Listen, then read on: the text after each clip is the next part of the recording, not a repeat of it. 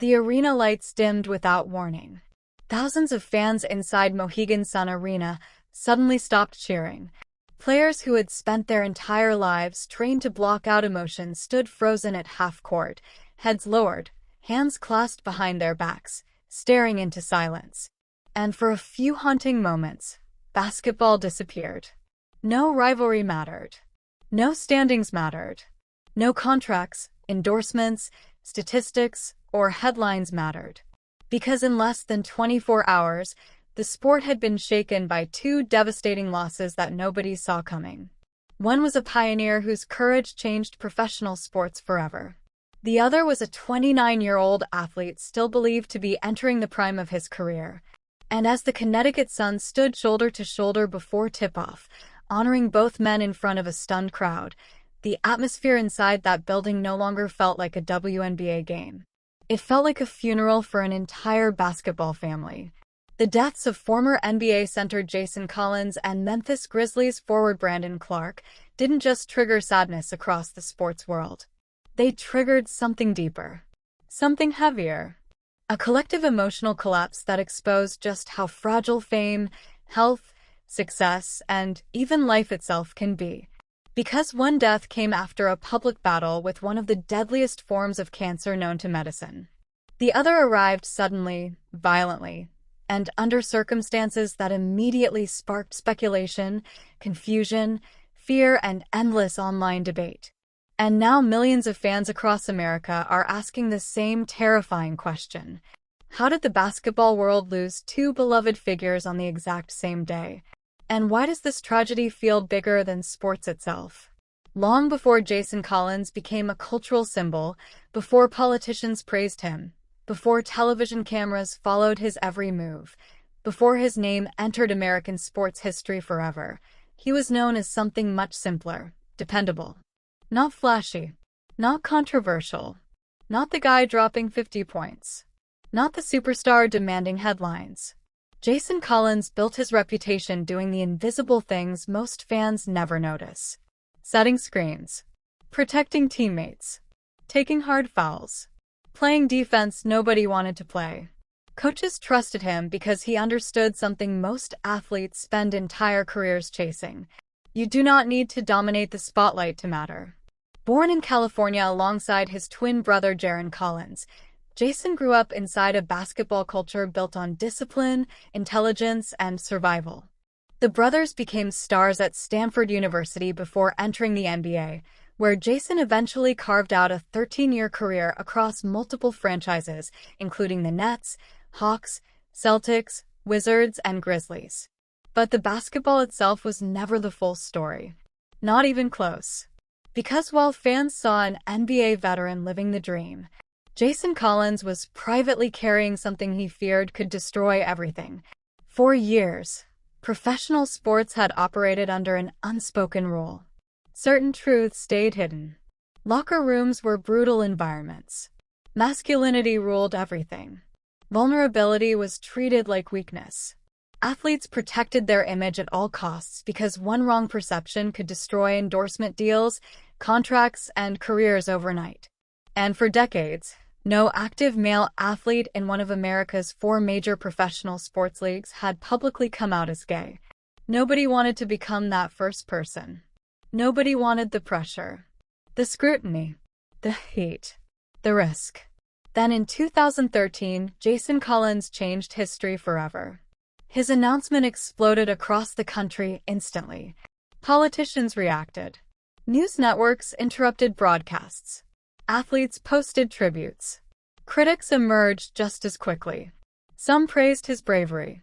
Others attacked him viciously online. But regardless of political ideology, religion, or sports loyalty, almost everyone understood they were witnessing a cultural turning point. Suddenly, Jason Collins was no longer just a basketball player. He became a symbol. And symbols carry impossible weight. What many people didn't understand at the time was how psychologically exhausting that transformation can become. Athletes spend their lives training for physical pressure. Very few are prepared for becoming social landmarks. Every interview suddenly mattered. Every public appearance became political. Every sentence became analyzed. And still, Jason handled it with remarkable composure. Former teammates repeatedly described him as calm, intelligent, thoughtful, grounded. He never appeared addicted to attention. That may be why his death hit the basketball world so hard. Because people didn't simply admire Jason Collins. They trusted him. According to reports released by his family and multiple media outlets, Collins had been battling stage 4 glioblastoma, one of the most aggressive forms of brain cancer. Glioblastoma is terrifying not only because of how deadly it is, but because of how quickly it destroys people.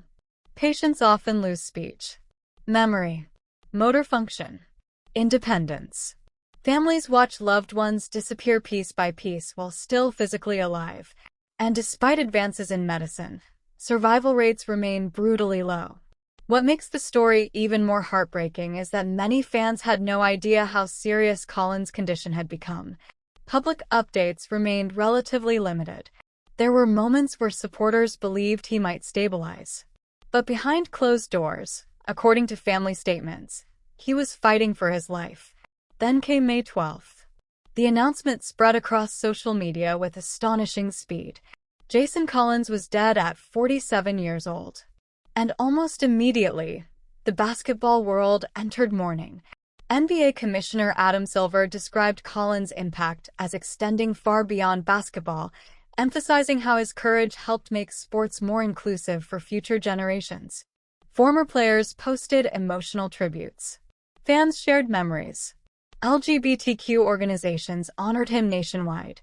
But while America was still processing the loss of Jason Collins, another tragedy was already unfolding. But professional sports can become psychologically brutal in ways fans rarely see, especially after injuries. And injuries changed everything. Over the last few years, Clarke battled repeated physical setbacks that disrupted momentum and forced long rehabilitation periods. Achilles injuries alone can mentally devastate athletes because recovery is not just physical torture, it becomes emotional isolation. Players disappear from headlines. Fans move on. Trade rumors begin. Self-doubt grows quietly. Athletes who once felt invincible suddenly spend months alone inside training facilities, wondering if they will ever be the same again. And then, in April 2026, another headline emerged. Brandon Clarke had reportedly been arrested in Arkansas involving possession-related allegations connected to kratom. At the time, many fans barely noticed the story. But after his death, those reports exploded back into public conversation overnight. Suddenly, social media transformed into chaos. Speculation spread everywhere. Conspiracy theories multiplied. Comment sections became battlefields. According to reports from multiple outlets, authorities later found drug paraphernalia near the scene of Clarke's death, though official toxicology findings had not yet been publicly confirmed. And that distinction matters. Because in moments like these, the internet often rushes to conclusions before facts exist. But regardless of the investigation's outcome, the emotional impact was immediate. A healthy-looking 29-year-old NBA player was suddenly gone, and fans could not process it. What made the tragedy even heavier was the timing. 2 deaths. One day. One basketball community. It felt unreal. Across Reddit, X, Instagram, TikTok, and sports forums, reactions poured in from devastated fans struggling to comprehend what they were witnessing. One user wrote that the losses were a harsh reminder that this really is just a game. Another simply posted, "What a horrible day for the NBA." And maybe that explains why the Connecticut Sun tribute became such a powerful national moment. Because grief inside sports often reveals truths people spend years trying to ignore. Athletes are marketed like superheroes. But they are not superheroes. They get sick. They struggle mentally. They feel pressure. They break emotionally. They suffer privately. And sometimes, they die young. Before the Connecticut Sun faced the Las Vegas Aces, the arena held a moment of silence honoring both Collins and Clarke. Witnesses described the environment as overwhelmingly emotional. Players stood motionless. Fans lowered phones. The noise disappeared. For a few moments, the business of sports stopped completely. And that matters because modern professional sports rarely slow down for anything anymore. The machine keeps moving. Games continue. Ads continue.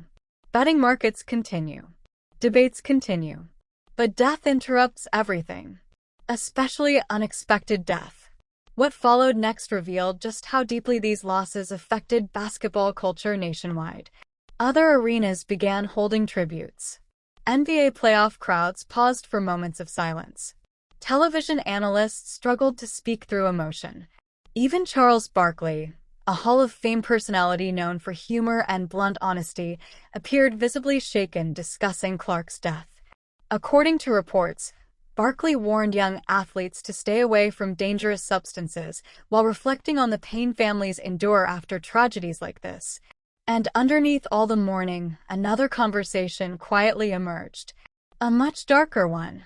What is happening to modern athletes psychologically? Because behind every public tragedy lies a private reality fans rarely see. The pressure today is unlike anything previous generations experienced. Athletes are no longer simply competitors. They are brands, content creators, public figures, political symbols, mental health advocates, targets for non-stop criticism. One bad game trends worldwide within minutes. One mistake becomes a meme. One rumor becomes national news.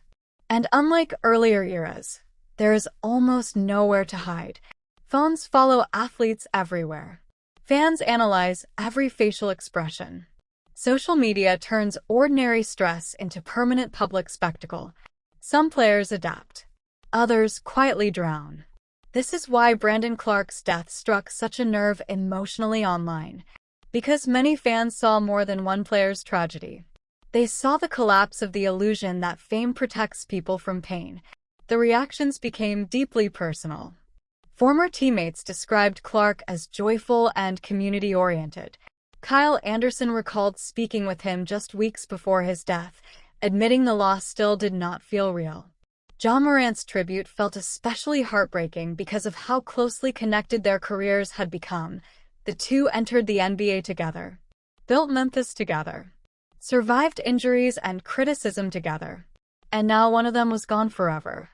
Fans noticed something chilling about many tributes posted online. People kept repeating the same phrase. "This doesn't feel real." That sentence appears constantly after shocking deaths because the human brain struggles to accept sudden emotional disruption, especially involving young public figures. And in Clarke's case, the uncertainty surrounding details only intensified the emotional confusion. Some fans focused on the overdose speculation. Others begged people not to jump to conclusions. Others criticized media outlets for sensationalizing tragedy too quickly. The internet became emotionally divided almost instantly. And that division reveals something uncomfortable about modern culture. America consumes grief publicly now. Every tragedy becomes content. Clips go viral. Reaction videos appear within hours. Podcasts dissect personal pain before families finish mourning. Even genuine sympathy can become tangled with engagement algorithms and monetized outrage. That tension became impossible to ignore after the Connecticut Sun tribute went viral online. Some viewers praised the organization for showing humanity. Others said the moment demonstrated how sports communities can unite during unimaginable pain. But many people also noticed something haunting beneath the surface. The silence inside that arena felt heavier than basketball. It felt like collective exhaustion. Because over the last several years, sports fans have repeatedly watched young athletes die unexpectedly, battle mental health crises publicly, or collapse under overwhelming pressure. And every tragedy forces the same uncomfortable questions back into public conversation. How much pressure is too much? How isolated are professional athletes really? How many struggles stay hidden until it's too late? Jason Collins' death carried another emotional dimension entirely. His story represented survival against fear. For many LGBTQ sports fans, Collins was not merely a player. He was proof that authenticity inside professional sports was possible. Before Collins came out publicly, Many people believed openly gay male athletes could never survive inside America's biggest sports leagues. Scouts loved his versatility. Teammates loved his personality. Fans loved his hustle. When Memphis acquired him after the 2019 NBA draft, many analysts believed the Grizzlies had stolen one of the best value picks in the entire class. And for a while, it looked exactly like that. Alongside Ja Morant, Clarke helped fuel Memphis' rise into one of the NBA's most exciting young teams. He brought energy off the bench, defended multiple positions, attacked the rim fearlessly, and quickly earned respect around the league. The culture seemed too hostile, too masculine, too unforgiving. Jason Collins challenged that belief permanently. And while public acceptance evolved over time, the emotional cost of becoming the first in history can never fully be measured. Trailblazers absorb pressure most people cannot imagine. They become symbols whether they want to or not. And after his death, countless fans shared deeply personal stories online about how Collins helped them feel less alone. That is legacy. Not points. Not rebounds. Not championships. Human impact. Meanwhile, Brandon Clarke's story triggered a different emotional response. Regret. Because whenever young celebrities die suddenly, society immediately begins reconstructing every warning sign afterward. People revisit interviews, old photos, arrest reports, behavior changes, injury histories. Everyone starts searching for the moment things went wrong. But real life rarely works that neatly. Human beings are complicated. Pain is complicated. Addiction is complicated. Mental health is complicated. And sometimes people suffer invisibly while appearing perfectly functional publicly. That uncertainty is exactly why Clarke's death became such an emotionally explosive story online. The unanswered questions became almost unbearable. Was he struggling privately? Did injuries contribute emotionally? Were warning signs missed? Could someone have helped? And perhaps most painfully of all, could this have been prevented? At the same time, experts and commentators began analyzing broader implications across the sports industry. Some focused on player wellness systems. Others discussed addiction treatment resources. Some criticized media culture itself. Because professional athletes exist inside an ecosystem that constantly rewards emotional suppression. Play hurt. Stay strong. Ignore weakness. Keep performing. That mentality creates legends. But sometimes it also destroys people quietly. And while no evidence publicly confirms every theory circulating online regarding Clarke's death, the emotional response revealed something undeniable. Fans are terrified by how often young public figures appear to be struggling beneath the surface. The Connecticut Sun tribute, therefore, became symbolic beyond basketball. It represented mourning for two men, but also grief for something larger. The illusion of control. Jason Collins did everything right publicly. Built respect. Made history. Inspired millions. Cancer still took him. Brandon Clarke achieved wealth, fame, athletic success, and admiration. At 29, he was still vulnerable to tragedy. That reality unsettles people deeply because it destroys comforting myths about success protecting human beings from suffering. It doesn't. Not from illness. Not from addiction. Not from emotional pain. Not from mortality. And nowhere was that emotional collision more visible than online. TikTok creators posted emotional edits showing Collins' groundbreaking career alongside clips of Clarke celebrating with teammates. Basketball podcasts turned somber. Reddit threads filled with disbelief. Fans shared stories about meeting both men personally. Some discussions became political. Others became philosophical. But almost all of them returned to the same emotional truth. Life changes fast. Too fast. One moment arenas are roaring. The next moment they are silent. And perhaps the most heartbreaking part of all this is that both men represented hope in completely different ways. Jason Collins represented social progress. Brandon Clarke represented unrealized future. One changed history already. The other still seemed to have years left to shape his legacy. Now both stories ended within hours of each other. That emotional contrast made the tragedy almost cinematic in its cruelty. And while the sports world continues mourning, the long-term consequences may stretch far beyond memorial tributes. For the NBA and WNBA, these losses reignite urgent conversations about player support systems. For fans, they force difficult